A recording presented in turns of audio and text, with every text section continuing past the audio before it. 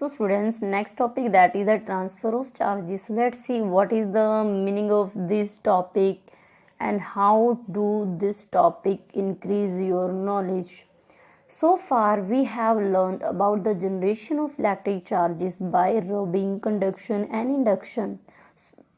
हमने रिसेंटली ये पढ़ा है कि आप किस तरह से चार्ज को जनरेट कर सकते हो by rubbing, by conduction and by induction.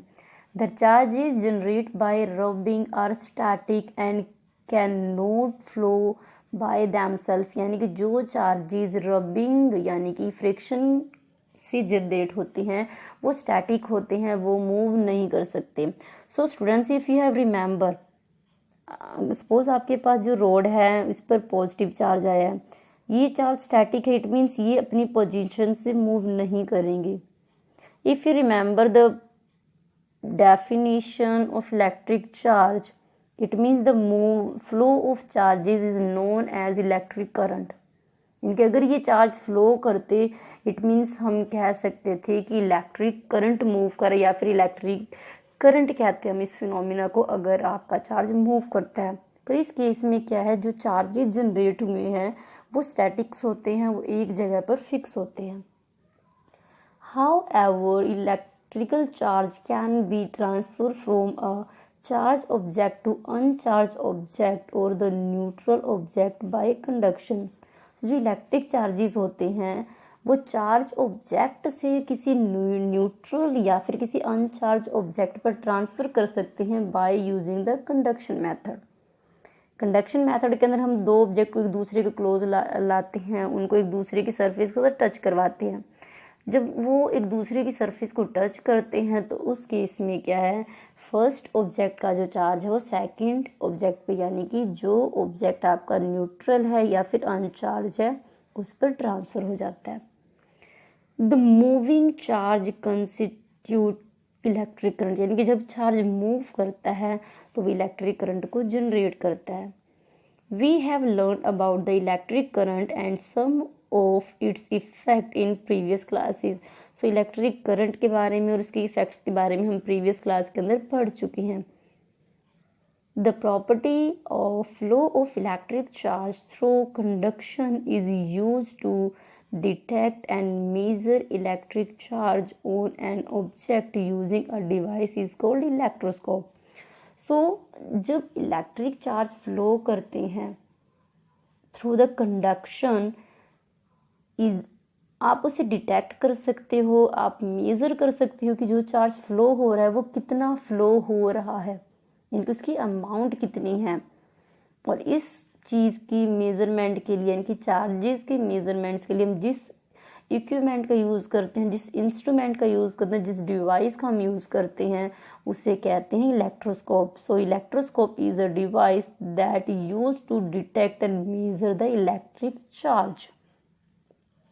Different type of electroscopes such as pith ball electroscope and gold leaf electroscope are used to detect the measure charges. तो ये दो बेसिकली हमारे पास इलेक्ट्रोस्कोप्स होती हैं जिनका हम यूज़ करते हैं चार्जेस की डिटेक्शन के लिए, कि मीन जो भी चार्जेस आपके ट्रांसफ़र हो रही हैं वो कितनी अमाउंट में है या फिर किस तरह का चार्ज ट्रांसफ़र हो रहा है. सो आपको अब हम कंस्ट्रक्शन पढ़ने जा रहे हैं, that is the construction of gold leaf electroscope. यानी कि जो गोल्ड लीफ इलेक्ट्रोस्कोप होता है वो कैसा होता है.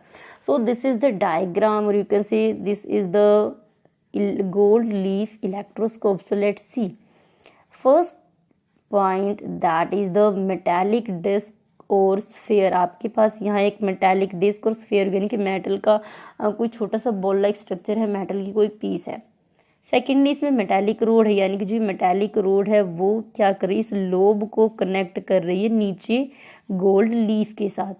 एंड सबसे यहाँ पर आपके पास है गोल्ड लीफ, यानी कि जो गोल्ड की बहुत थिन कह सकते हो स्ट्रिप है आपके पास. नेक्स्ट है ग्लास बॉटल, जो आपने यहाँ ये जिसके अंदर ये इक्विपमेंट सारा सेट किया है, that is a glass bottle. So जैसे ही हम इस मेटल लोब के पास, जो मेटल की स्फीयर डिस्क है, इसके पास कोई भी चार्ज लेकर आते हैं, सपोज कर आप पॉजिटिव चार्ज लेकर आए हो या नेगेटिव चार्ज लेकर आए हो, तो जो यहाँ एक गोल्ड लीफ है, इस गोल्ड लीफ के बीच का जो गैप है वो कम या ज़्यादा हो जाता है. So on the basis of distance between these two gold leaf, we can confirm the amount of charges. अगर इन गोल्ड लीफ के बीच का जो गैप है वो बहुत ज़्यादा बढ़ जाते हैं कि एक दूसरे को रिपेल करते एक दूसरे से ज़्यादा दूर जाते हैं, इट मीन जो चार्ज यहाँ से जो आपके ऑब्जेक्ट से ट्रांसफ़र हो रहा है वो काफ़ी हाई अमाउंट में, काफ़ी ज़्यादा अमाउंट में है. Then student, one more thing that you have remember about this, जितना ज़्यादा नेगेटिव चार्ज आप, यानी कि सपोज करो आपके पास कोई ऑब्जेक्ट है जिस पर नेगेटिव चार्ज है और ये काफ़ी ज़्यादा अमाउंट में इस मेटल के ऊपर ट्रांसफर हो रहा है, जैसे ही आप इसको टच करवाते हो इस मेटल डिस्क के साथ, सो जैसे ही इसको टच करती है, कंडक्शन मेथड यूज़ हो रहा है यहाँ आपका, कंडक्शन मेथड के थ्रू क्या जो चार्ज है वो इस रोड से ट्रांसफ़र हो जाती है इस मेटल लोब के ऊपर या फिर मेटल स्फेयर के ऊपर. देन जो ये स्फेयर से ये मेटल रोड जो जुड़ी हुई है पतली सी आपकी, ये इस नेगेटिव चार्ज को इस गोल्ड लीफ तक लेकर आती है. और जो गोल्ड लीफ है यहाँ भी नेगेटिव चार्ज है और ऊपर से भी इसे नेगेटिव चार्ज ही मिल रहा है. इन दिस केस इनके यहाँ जो नेगेटिव चार्ज है उनका नंबर बढ़ जाएगा और ये जो दोनों गोल्ड फॉइल्स है वो एक दूसरे को और स्ट्रोंगली रिपेल करेंगी. रिपल्शन की वजह से क्या है कि इनके बीच का जो डिस्टेंस है गोल्ड फॉइल के बीच का वो बढ़ जाएगा, वो एक दूसरे से दूर भागना स्टार्ट हो जाएंगे. So by using gold leaf electroscope we can identify the amount of charge as well as nature of the charge. So इसकी जो डेवलपमेंट या इसको जो बनाया था वो 1787 के अंदर ब्रिटिश फिजिसिस्ट थे अब्राहम बैनेट, उन्होंने इसकी डिस्कवरी की थी या फिर उन्होंने इस इक्विपमेंट को बनाया था.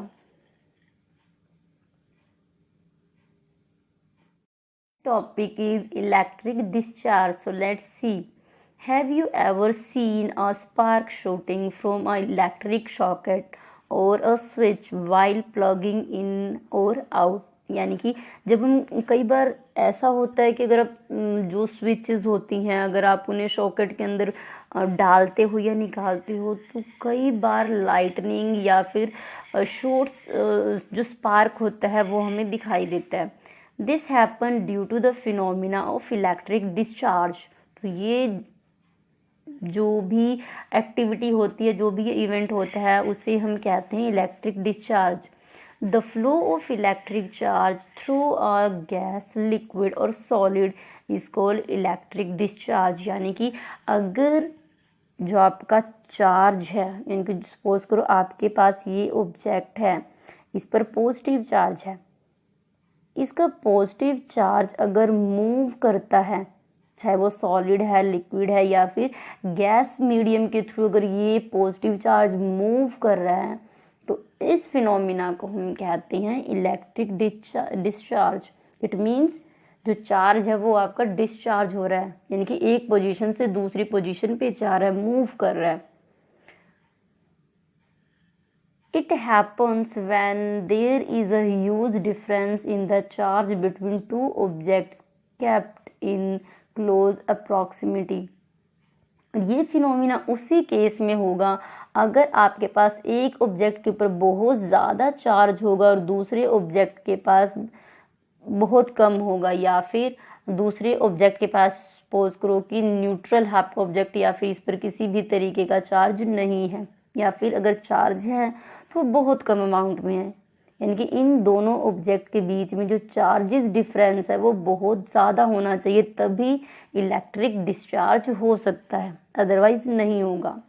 An electric discharge through a medium bring about some effects depending on the nature of medium. तो जब भी इलेक्ट्रिक डिस्चार्ज होता है उस टाइम कुछ इफेक्ट्स जनरेट होते हैं या फिर उस टाइम कुछ एक्टिविटी होती है, और ये एक्टिविटी या फिर जो ये इफेक्ट्स है वो डिपेंड करता है आपका जो मीडियम है उसका नेचर कैसा है, वो सॉलिड है, लिक्विड है या फिर गैस है. Electric discharge through gas produce heat and light in the medium. अगर इलेक्ट्रिक डिस्चार्ज यानी कि जो चार्जेस हैं वो गैसेस मीडियम के अंदर मूव कर रहे हैं, in that case heat and light is generated. It means अगर आपके पास सपोज करो कि ये कोई चार्ज ऑब्जेक्ट है जिसपे बहुत ज़्यादा चार्ज है, अनलिमिटेड अमाउंट ऑफ चार्ज है इसके पास, और ये अपने चार्ज को आप कह सकते हैं गैसियस मीडियम के अंदर, यानी कि सपोज करो यहाँ पर एयर है या फिर गैसियस मीडियम है, अगर इस मीडियम के अंदर अपने चार्ज को रिलीज कर रहा है, चार्ज को छोड़ रहा है, तो इस केस में क्या है, जब भी चार्ज इस ऑब्जेक्ट से मूव करेंगे गैसियस मीडियम के अंदर, उस टाइम हीट जनरेट होती है प्लस उस टाइम लाइट जनरेट होती है। तो दो चीज़ें जनरेट होंगी, always remember in your mind. So first concept, that is the light ring, we will discuss in the next video.